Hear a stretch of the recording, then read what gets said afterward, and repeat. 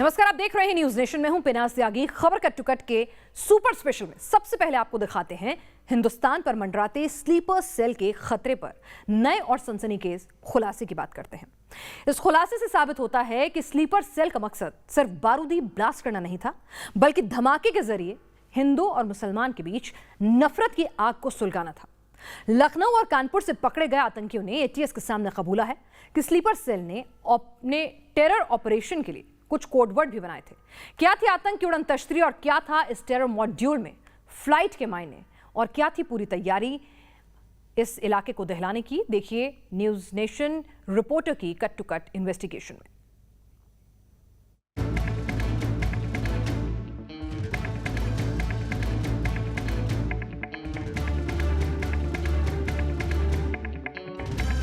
Flight, उड़न तश्तरी, खटमल, गोश्त, इन अल्फाजों को सुनेंगे तो किसी आम इंसान को शायद कुछ समझ ना आए, लेकिन यही थी आतंक की वो कोडवर्ड वाली काली डायरी जिसका टारगेट था हिंदू मुसलमान का घमासान।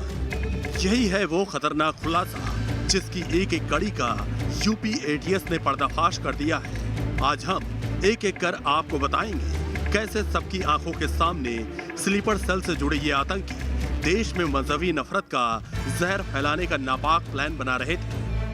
स्लीपर सेल पर सनसनीखेज खुलासा, साजिश के सीक्रेट कोड। 11 जुलाई को गिरफ्तार किए गए मिनहाज और मुशर्रुद्दीन के पास से एटीएस को एक काले रंग की डायरी और कुछ कागजात मिले हैं। इस डायरी में लिखी गई है अल-कायदा की टेरर लैंग्वेज।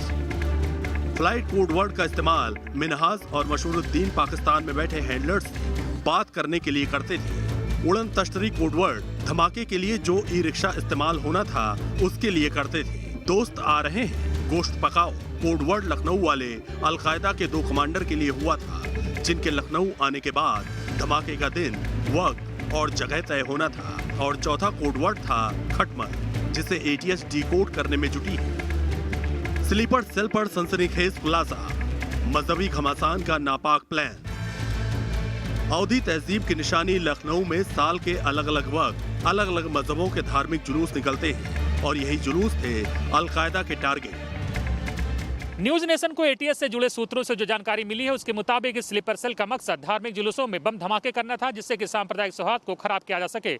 इसके लिए पहला टारगेट लखनऊ को चुना गया, क्योंकि लखनऊ में अलग अलग धर्मों के कई धार्मिक जुलूस निकलते हैं। कश्मीर में जम्मू कश्मीर लिबरेशन फ्रंट, पंजाब में बब्बर खालसा, गुजरात से लेकर बिहार और कर्नाटक तक Indian Mujahideen.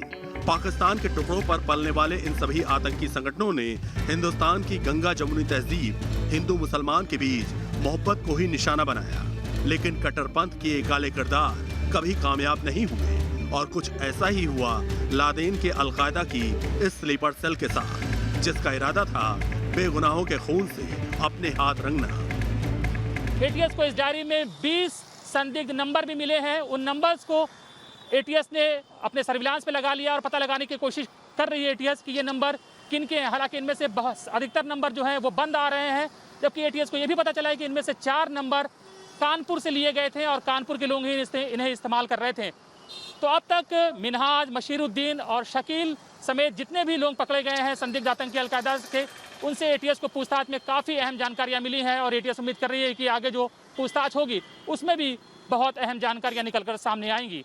Video Elizabeth Rama के साथ अनिल यादव, न्यूज नेशन, लखनऊ। लखनऊ में एटीएस लगातार नए खुलासे कर रही है। देश को दहलाने की साजिश रची जा रही है, जिसको सुरक्षा एजेंसियां डिकोड कर रही हैं। 11 जुलाई को लखनऊ में एटीएस ने घेराबंदी कर मिनहाज अहमद और मसरुद्दीन उर्फ मुशीर को गिरफ्तार किया था, जिसके बाद एटीएस ने शकील, मोहम्मद मुस्तकिन और मोहम्मद मईद को भी लखनऊ से ही गिरफ्तार किया। एटीएस के मुताबिक मिनहाज ही इस पूरे खेल का मास्टरमाइंड है। साथ ही पुलिस को उन 3 महिलाओं की तलाश है जिनके शाहीन फोर्स में शामिल होने का अंदेशा है।